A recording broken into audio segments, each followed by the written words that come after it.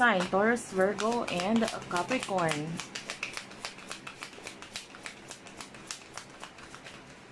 So, meron ka ditong pathway, despair, and poverty. Family, room is at the bottom of the deck, and child.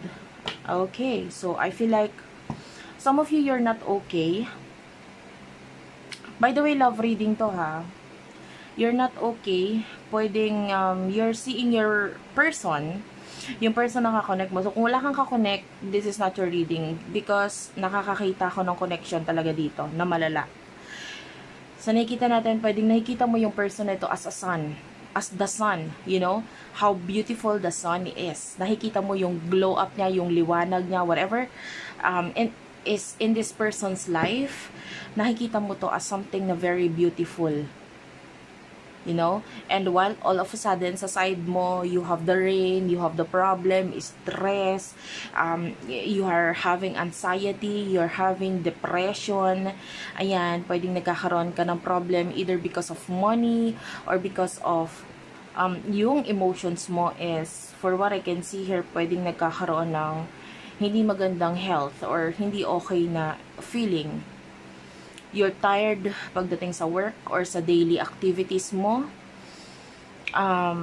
Nagkakaroon ka ng feeling ng rejection. And I feel like some of you, I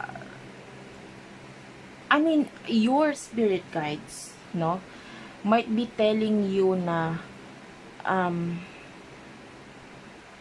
pumunta or maybe talk to a friend, or maybe this person, maybe they're telling you na makipag-connect or communicate ka sa person na to share your experience or your drama, yan, sa buhay. Pwedeng someone is telling you na sabihin mo sa mga taong ito, not necessarily sa person na ito, but sa people around you, na you know, you have to express yourself.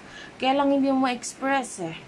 Or hindi mo ini-express, whether because it's your ego, or you feel like ayaw mong makita ang ganyan, or ayaw mo ipakita sa sarili mo sa kanya na ganyan ka, or maybe nakakahiya, or maybe, you know, there's a lot of challenges and changes sa buhay mo ngayon, and some of you,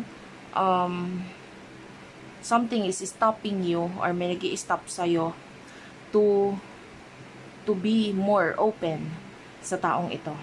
Okay? Maybe dahil ito sa sarili mong paniniwala, sa sarili mong prinsipyo. Some of you, ang prinsipyo is, kung hindi lang rin naman pwedeng maging tayo, bakit pa? 'Di ba? Parang ganon. So, may mga ganong feeling na pwedeng sa personal mo na lang yon eh, na paniniwala or pag-iisip. Because some of you, mataas talaga ang ego. Ano? So, sino ba itong person na nakakonect mo? Who is this person that you're dealing with?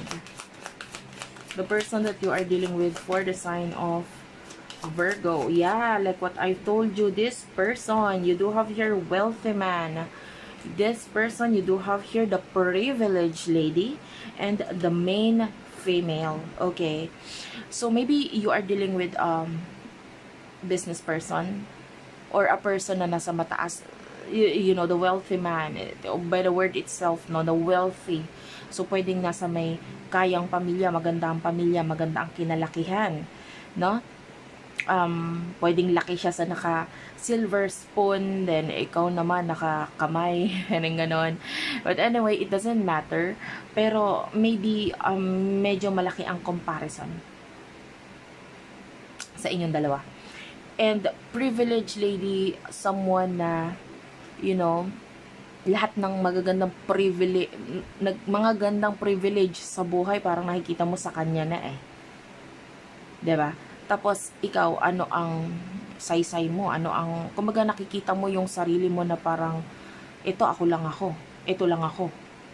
'Di ba? You have your inner insecurities. Some of you, hindi mo maipakita yon, or hindi mo sinasabi yung inner insecurities mo na yon. Maybe regarding to your home, regarding yourself. And with the main female, you see this person as someone na You know, sabihin na natin gusto mo yung buhay niya, na meron siya. Parents, home, not necessarily lahat. But everything about this person, you see this as a perfect one. And then nakikita mo yung sarili mo as parang alalay lang, alipin. Or parang ito lang ako, parang dumi lang ako sa kanya. Journey is here, so some of you, there's pagkakalayo with regard sa inyong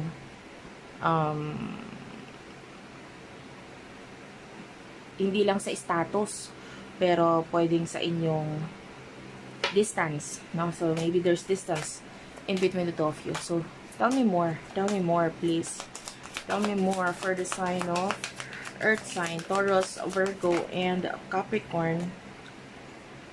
You do have here, pay attention to the red flags, playfulness, and true love. Tell me more for the sign of Earth sign. For the sign of Earth sign. For the sign of Earth sign. Nakakita ko ng daga.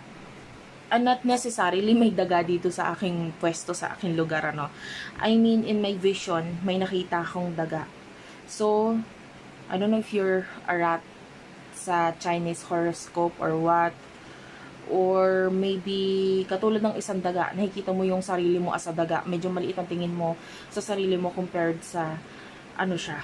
Okay, heart-to-heart conversation. And let go of control issues. Bottom of the deck is engagement. I want to, you know, humingi lang ako ng konting segundo kasi inom lang ako.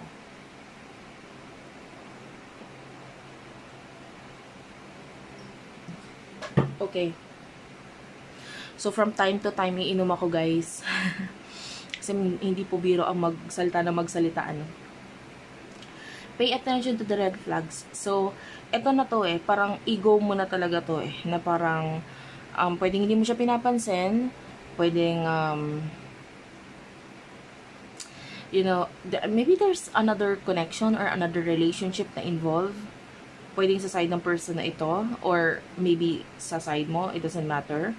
Pero, hindi ko nakikitang ito yung main issues. Some of you, kung yun ang main issues, pwede. Pero, majority of you, ang issues is because of your appearance, because of how you see yourself, because of your personality, because, maybe ikaw na ito na talaga dumidistansya sa kanya. No? And,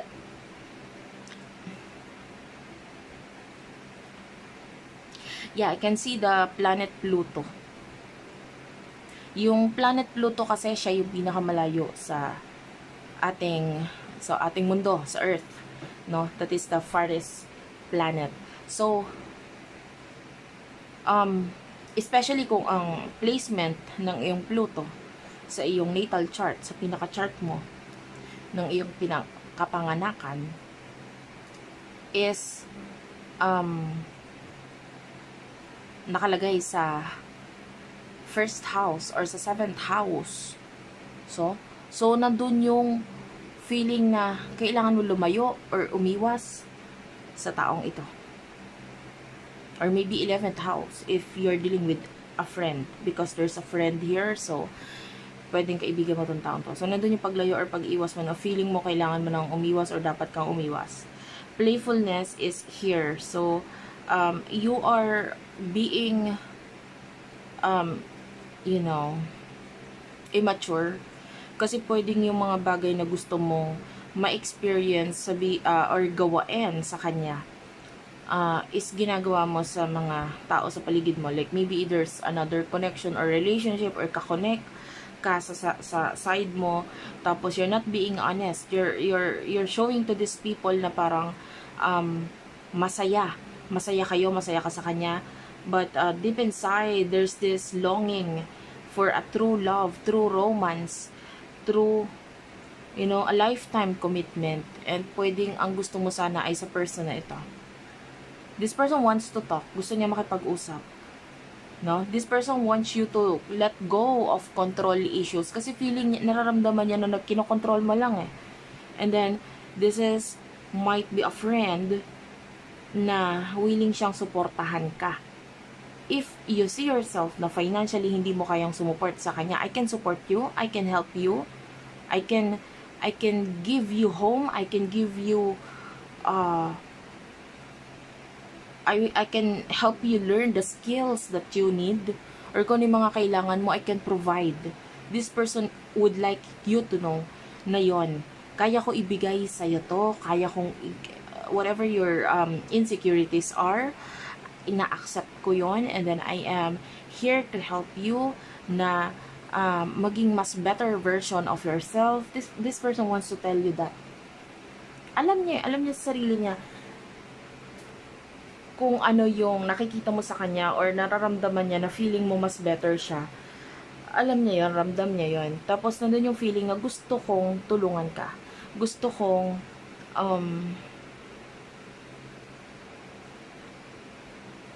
magkaroon ng ending kung ano man itong nangyayari sa atin about this connection na hindi maganda. Gusto kong i-let go mo yung bakod na nilagay mo sa ating dalawa, yung harang.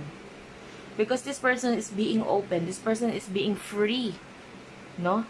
Sa kung ano man yung mga gusto niyang i-open up sa'yo. But you, on the other hand, you are more emotional, you are more, insecure, and, basta nilagay mo na lang talaga ng harang yung sarili mo. Anyway, what will happen in the near future for you? What is the outcome of this connection? Earth sign, outcome of this connection. Taurus, Virgo, Capricorn. You do have your mask, love, and one more card, lightning. Tell me about the lightning, self-indulgence, and you do have your stab in the back, not enough, camera. Okay, the runner. Now, what is the advice here for the sign of Earth sign, Taurus, Virgo, and Capricorn? The Phoenix is at the bottom of the deck. Paradise, Snake, not today, and Coffin. Okay. So, ito ay advice sa ilalim. Pero dito tayo sa outcome or near future reading. In the near future, the mask. Alam mo yung literal na maskara, ayan, para itago yung sarili mo. That is you in the near future, still hiding yourself. This is you in the near future, being not honest sa sarili mo with regard sa iyong emotions. I can see you being, the person who focus more on sa goals mo, and maybe you are taking power dito sa connection na ito, and you still do love this person. Hindi ko nakikitang nawawala yung, and this is the one na ini-ignore mo or hindi mo inaamin sa sarili mo na you love this person. Pero parang sa isip-isip mo, bago mo mahalin tong taong to or ipakita sa kanya yung pagmamahal na yan, maybe first, kailangan kong mapantayan muna siya, kailangan ko munang i-transform ang sarili ko into a better person, kailangan ko munang mapantayan siya, di ba? Parang ganon.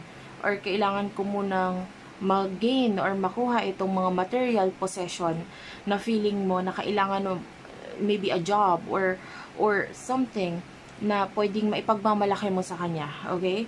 So, this is you na nandun pa rin yung pagiging mataas ng ego mo sa part na yon. And then, on the other hand, this person with the stab in the back, nasasaktan in the future, nasasaktan siya in the past, nasasaktan siya ngayon, kasi maybe you're not communicating, ikaw yung parang mataas ang ego, hindi niya alam kung ano yung tumatakbo sa isip mo, emotions mo, whatever. So, nasaktan siya. So, with the not enough, this is your person naiinis, nagbibigay ng frustration ito sa kanya, itong connection na ito, itong okay, you don't want to talk, you don't want na i-work out ang connection natin, fine. Camera is the energy of your person na tinatanggal yung kanyang connection or tinatanggal niya ang focus sa'yo. And with the runner, you're dealing with the person in the future na, okay, gumagawa ako ng paraan in the past, na makipag-usap sa'yo, makipag-connect sa'yo, makipag i-work out. No? But if you really don't want, and wala na akong magagawa, alangan namang i-continue ko pa ang pagpilit ko sa sarili ko sa'yo, di ba? So, this person will run, and, yeah, nandun yung biglang magkakaroon ng pagbabago the way na itong person na ito ay makipag-connect sa'yo. If you feel like lagi lang siyang nandyan, kung kailan handa ka na, maybe this person, oh sige, fine, I'll give you the freedom you need, you want. Kasi yun ang feeling niya eh. Gusto mo na freedom, ayaw mo na i-work out ang connection, ang relationship, you have a lot of drama or things or emotions na hindi mo kayang i-open sa kanya. Guys, itong reading na to applicable kung ang connection ninyo, yung person mo nakikipag-communicate sa'yo ha. Kasi I can see communication. Nakikipag-connect siya sa'yo. Pero ikaw itong walang ginagawa. Ikaw tong, pero some of you, if the reading is the other way around, sasabihin mo, ako yung nakikipag-communicate and then this is your side, ikaw to. Okay? Take only what resonates. So, nakita natin dito, yeah, your person will definitely run. Your person, magpo-focus na lang din siya sa ibang bagay, sa health, fitness. I can see your person, ino-organize ang kanyang buhay, ang kanyang sarili, ang kanyang negosyo, career. This is person who is focused sa pagbibigay ng tulong sa iba. Kasi service na binibigay sa ibang tao. And this person will be more focused on growing and mga daily activities sa buhay niya. And why? Because wala ka dun eh. This person wants to build a future with you. Gusto niya ng future with you. Kung may mga kulang pa sa sarili mo, gawa natin ng paraan yan together. We can be partners. We can be,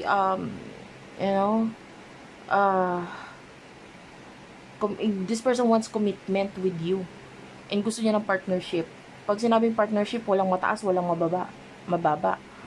Ipapantay kita sa level ko na pagtutulungan nating dalawa kung paano mangyayari yun. Pero, because you don't want to share your goal, you don't want to share your life to this person, your emotions to this person, in the future, nakikita natin na, okay, ayaw mo, define. Ayaw mo sa akin. Yun yung tatatak sa isip niya na parang, ayaw mo sa akin, sige. Wala na akong magagawa. So, the advice for you is the paradise. Ano ba yung makakapagpasaya sa'yo? Okay? Ano yung makakapagpasaya sa'yo? Dapat tanungin mo yan sa sarili mo eh. Kasi if you feel like hindi talaga siya makakapagpasaya sa'yo, then fine. You're free to go. Free to focus on finding something or someone na tingin mong makakapagpasaya sa'yo, sa mentalidad mo, makakatulong sa'yo with regards to your money, with regards to your goals, or kung feeling mo kaya mo ma-achieve lahat ng goal na yan kahit wala tong person mo, sige, fine. Do that. Diba? Pero, kung hindi, if you feel like kung nakaka-relate ka, nakaka-resonate ka na mahal ko tong taong to, hindi ko lang alam kung paano ko isasabihin sa kanya. Hindi ko lang alam kung paano ko i-open sa kanya. Especially na medyo mababa ang tingin ko sa sarili ko ngayon. Some of you need to take risk sa connection. Kailangan mo mag-take ng risk. Diba? And, kailangan may pakita ang sarili mo. Hindi ka pwedeng habang buhay nagtatago. Hindi ka pwedeng habang buhay na ganyan. Especially kung matagal-tagal mo na rin namang alam na mahal mo tong taong to. Why would you keep that? to yourself. Hanggang kailan ka magkakaroon ng what if? Diba? Paano kung dumating ka na sa point na matanda ka na, tapos hanggang dun sa pagtanda mo, nandun pa rin yung question mo sa sarili mo, what if? What if ganito ginawa ko? What if sinabi ko sa kanya yung emotions ko dati? Ano kaya yung buhay ko ngayon? Ano kaya kami ngayon? Diba? Kasi yung what if, yun na yung parang pagsisisi na part eh. Kailan ka magsisisi? Parang paghuli na lahat. Diba? Sometimes you need to face your fears. So, kung yung kinakatakutan mo is yung i-open na pang emotion mo dito sa taong to, magpaka-vulnerable sa kanya, bakit? Bakit ka matatakot? Bakit ka mahihiya? Sa nakikita natin, willing makipag-communicate ang taong ito sa'yo. Willing siyang magpaka-vulnerable sa'yo. Willing siyang i-express ang emotions niya. And this person is willing to take care of you, your family, and whoever these people na importante sa'yo. Willing siyang tanggapin. Did you have here the paradise, the snake? So, the snake and the knot today, this is showing to me as other person, other people sa buhay mo. Na maybe the boundary, nababasa natin yung boundary eh. Some of you, yung snake, that is your ego ha. Kasi nga, yung iba, yung snake could be another person, relationship, na involved sa connection ninyo. Diba? If that is the case, if that is the main problem, no? You do have your coffin. You need to grow up. You need to end yung connection na hindi healthy sa'yo but rather very toxic. The snake is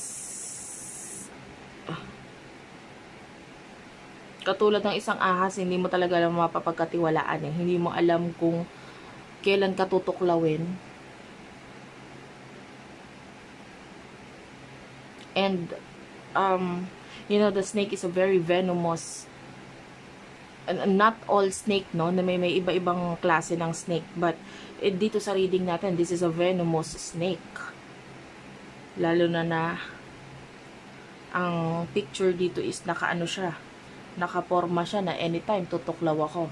So that there's this snake na there's a lot of venom sa snake na ito.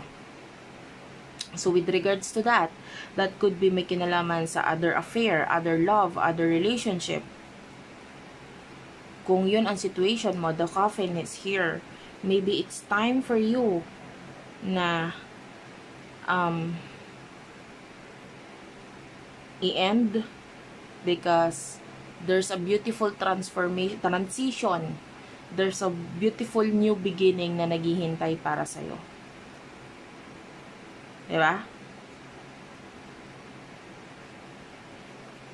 Kung nasa side mo yon, kung ikaw ang may handle ng connection, especially if your person is being honest with you, the problem is ikaw ang hindi nagiging honest sa sarili mo. If that's the case,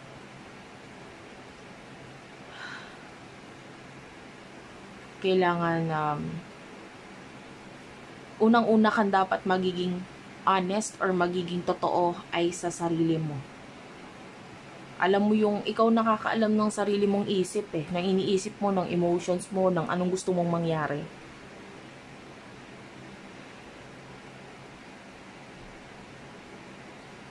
Hindi ka naman planeta, hindi na Pluto talaga na pwede kang lumayo lang habang buhay. Anyway, thank you for watching, guys.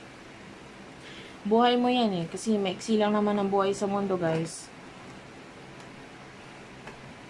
And tandaan mo na yun. Yung word na what if. So,